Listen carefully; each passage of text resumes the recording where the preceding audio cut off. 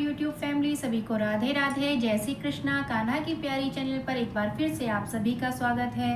दोस्तों, जैसा कि आज सभी के घरों में देवी माँ पधारी हुई हैं, आज नवरात्रि का पहला दिन है, तो आज हम देवी सप्तशती पाठ से कवच का पाठ करते हैं। आप भी हमारे साथ आइए, देवी की सप्तशती कथा को सुनिए। सभी को राधे राधे, जय श्री कृष्ण। बोलिए सांचे दरबार की जय, शेरा वाली मैया की जय। ओम दुर्गाए नमः। ओम चंडिका देवी को नमस्कार है। मार्कंडे जी ने कहा, पितामह, जो इस संसार में परम गोपनीय तथा मनुष्यों की सब प्रकार से रक्षा करने वाला है और जो अब तक आपने किसी दूसरे के सामने प्रकट नहीं किया हो, ऐसा कोई साधन मुझे बताइए। ब्रह्मा जी बोले, ब्राह्मण, ऐसा साधन तो एक देवी का कवच ही है, जो गोपनीय से भी परम गोपनीय, पवित्र तथा संपूर्ण प्राणियों का उपकार करने वाला है। महामुने, उसे श्रवण करो। देवी की 9 मूर्तियां हैं, जिन्हें नव दुर्गा कहते हैं। उनके पृथक पृथक नाम बतलाए जाते हैं। प्रथम नाम शैलपुत्री, दूसरी मूर्ति का नाम ब्रह्मचारिणी, तीसरा स्वरूप चंद्रघंटा के नाम से प्रसिद्ध है, चौथी मूर्ति को कुसमांडा कहते हैं, पांचवी दुर्गा का नाम स्कंद माता है, देवी के छठे रूप को कात्यायनी कहते हैं, सातवां कालरात्रि और आठवां स्वरूप महागौरी के नाम से प्रसिद्ध है, नवी दुर्गा का नाम सिद्धात्री है। ये सब नाम सर्वज्ञ महात्मा वेद भगवान के द्वारा ही प्रतिपादित हुए हैं। जो मनुष्य अग्नि में जल रहा हो, रणभूमि में शत्रुओं से गिर गया हो, विषम संकट में फंस गया हो तथा इस प्रकार भय से आतुर होकर जो भगवती दुर्गा की शरण में प्राप्त हुए हैं, उनको कभी कोई अमंगल नहीं होता। युद्ध के समय संकट में पड़ने पर भी उनके ऊपर कोई विपत्ति दिखाई नहीं देती। उन्हें शोक, दुख और भय की प्राप्ति नहीं होती। जिन्होंने भक्ति पूर्वक देवी का स्मरण किया है, उनका निश्चय ही अभ्युदय होता है।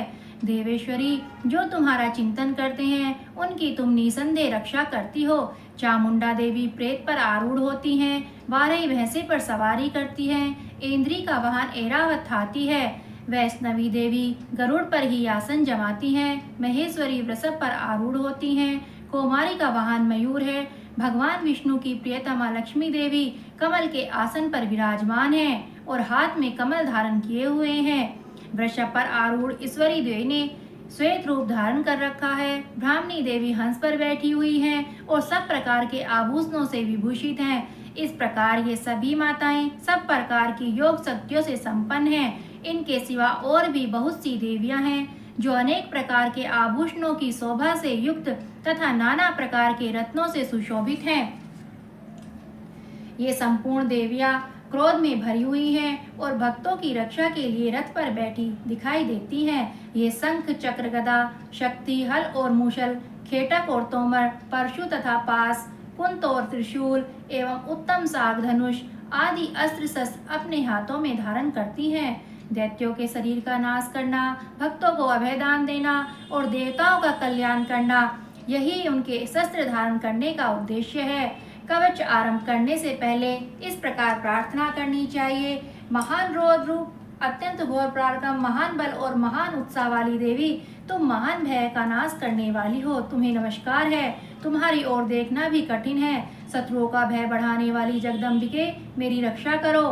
पूर्व दिशा में इंद्र शक्ति मेरी रक्षा करे, अग्नि कोण में अग्नि शक्ति, दक्षिण दिशा में वारही तथा नेतृत्व कोण में खड़ग धारणी मेरी रक्षा करे, पश्चिम दिशा में वारुणी और वाव्य कोण में वृक्ष पर सवारी करने वाली देवी मेरी उत्तर दिशा में कुमारी और ईशान कोण में शूल धारणी देवी रक्षा करें।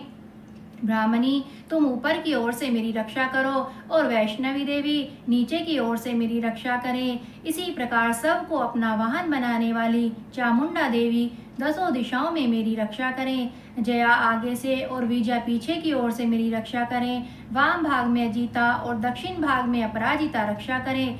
उधोनिता शिखा की रक्षा करें। उमा मेरे मस्तक पर विराजमान होकर रक्षा करें।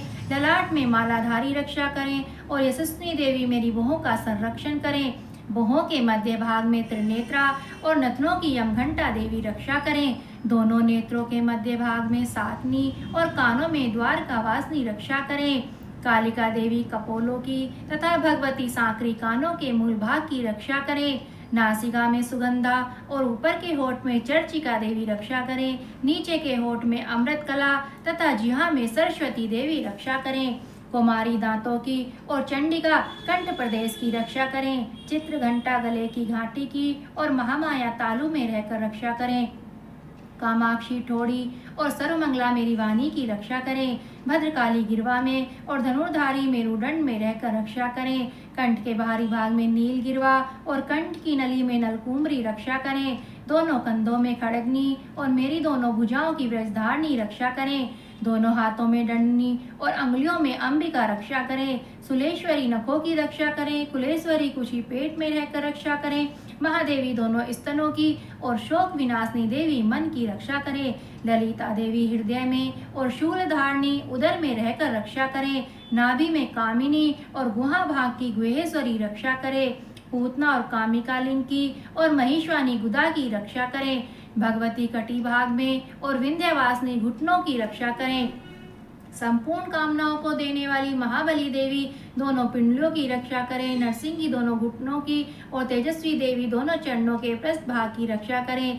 श्री देवी पैरों की अंगुलियों और तलवाशनी पैरों के तलुओं में रहकर रक्षा करें। अपनी डाढ़ों के कारण भयंकर दिखाई देने वाली दृष्टा कराली देवी नखों की और उद्रकेशनी देवी केशों की रक्षा करें। रोमालियों में छिद्रों में कोवेरी और त्वचा की बागेश्वरी देवी रक्षा करे। पार्वती देवी रक्त मंजा वसा मांस हड्डी और मैदे की रक्षा करे। आंतों की कालरात्रि और पित्त की मुक्तेश्वरी रक्षा करे। मूलाधार आदि कमल कोशों में पदावती देवी और कफ में चूड़ामणि देवी स्थित होकर रक्षा करें। नख के तेज की ज्वालामुखी रक्षा करें, जिसका किसी भी अस्त्र से भेदन नहीं हो सकता। वह अभेदा देवी शरीर की समस्त संधियों में रहकर रक्षा करे। ब्राह्मणी आप मेरे वीर्य की रक्षा करें। छत्रेसी छाया धर्मधारणी देवी मेरे अहंकार मन और बुद्धि की रक्षा करें। हाथ में व्रज धारण करने वाली व्रज हस्ता देवी मेरे प्राण अपान ज्ञान उदान और समान वायु की रक्षा करें। कल्याण से शोभित होने वाली भगवती कल्याण शोभना मेरे प्राण की रक्षा करें। रस रूप गंध शब्द और स्पर्श इन विषयों का अनुभव करते समय योगिनी देवियां रक्षा करें तथा सत्वगुण रजोगुण और तमोगुण की सदा नारायणी देवी रक्षा करें। वारई आयु की रक्षा करें। वैष्णवी धन की रक्षा करें तथा चक्रनी चक्र धारण करने वाली देवी यश कीर्ति लक्ष्मी धन तथा विद्या की रक्षा करें। इंद्राणी आप मेरे गोत्र की रक्षा करें। चंडिके तुम मेरे पशुओं की रक्षा करो। महालक्ष्मी पुत्रों की रक्षा करें और भैरवी पत्नी की रक्षा करें।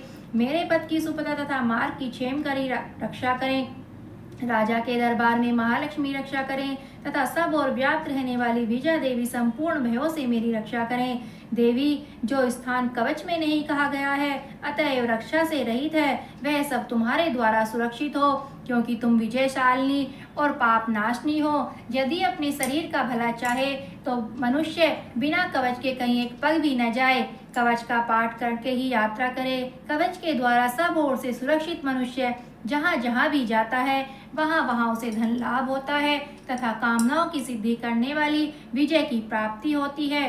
वह जिस जिस अभिष्ट वस्तु का चिंतन करता है उसको निश्चय ही प्राप्त कर लेता है। वह पुरुष इस पृथ्वी पर तुलना रहित महान ऐश्वर्य का भागी होता है। कवच से सुरक्षित मनुष्य निर्भय हो जाता है। युद्ध में उसकी पराजय नहीं होती तथा वह तीनों लोकों में पूजनीय होता है। देवी का यह कवच देवताओं के लिए भी दुर्लभ है। जो प्रतिदिन नियम पूर्वक तीनों संध्याओं के समय श्रद्धा के साथ इसका पाठ करता है उसे देवी कला प्राप्त होती है तथा वह तीनों लोकों में कहीं भी पराजित नहीं होता। इतना ही नहीं, वह अपमृत्यु से रहित हो 100 से भी अधिक वर्षों तक जीवित रहता है। मकरी, चेचक और कोढ़ आदि उसकी संपूर्ण वृद्धियां नष्ट हो जाती हैं। कनेर, भांग, अफीम, धतूरे आदि स्थावर विष, सांप और बिच्छू आदि के काटने का चढ़ा हुआ जंगम विष तथा अहिफेन और तेल के संयोग आदि से बनने वाला कृत्रिम विष, ये सभी प्रकार के विष दूर हो जाते हैं। उनका कोई असर उस पर नहीं होता। इस पृथ्वी पर मारण, मोहन आदि जितने विचारक प्रयोग होते हैं तथा इस प्रकार के जितने मंत्र यंत्र होते हैं वे सब इस कवच को हृदय में धारण कर लेने पर उस मनुष्य को देखते ही नष्ट हो जाते हैं। यही नहीं, पृथ्वी पर विचरने वाले ग्राम देवता, आकाशचारी देव विशेष, जल के संबंध से प्रकट होने वाले गण, उपदेश मात्र से सिद्ध होने वाले निर्मी कोटि के देवता, अपने जन्म के साथ प्रकट होने वाले देवता, कुल देवता, माला, कंठमाला आदि, डाकनी, साकनी, अंतरिक्ष में विचरने वाली अत्यंत बलवती भयानक डाकनियां, ग्रह, भूत, पिशाच, यक्ष, गंधर्व राक्षस, ब्रह्मराक्ष, बेताल, कुष्मांड और भैरव आदि अनिष्ट कारक देवता भी हृदय में कवच धारण किए रहने पर उस मनुष्य को देखते ही भाग जाते हैं। कवचधारी पुरुष को राजा से सम्मान वृद्धि प्राप्त होती है। यह कवच मनुष्य की तेज की वृद्धि करने वाला और उत्तम है। कवच का पाठ करने वाला पुरुष अपनी कीर्ति से विभूषित भूतल तल पर अपने सुयश के साथ साथ वृद्धि को प्राप्त होता है। जो पहले कवच का पाठ करके उसके बाद सप्तशती चंडिका का पाठ करता है, उसकी जब तक वन पर्वत और काननों सहित यह पृथ्वी टिकी रहती है, तब तक यहाँ पुत्र पौत्र आदि संतान परंपरा बनी रहती है। फिर देह का अंत होने पर वह पुरुष भगवती महामाया के प्रसाद से उस नित्य परम पद को प्राप्त होता है, जो देवताओं के लिए भी दुर्लभ है। वह सुंदर दिव्य रूप धारण करता है और कल्याण में शिव के साथ आनंद का भागी होता है। बोलिए शेरावाली मैया की जय, दुर्गे मैया की जय, शिव परिवार की जय। जय माता दी। इसी के साथ कवच पाठ यहाँ पर समाप्त होता है। सभी को राधे राधे, जय श्री कृष्णा।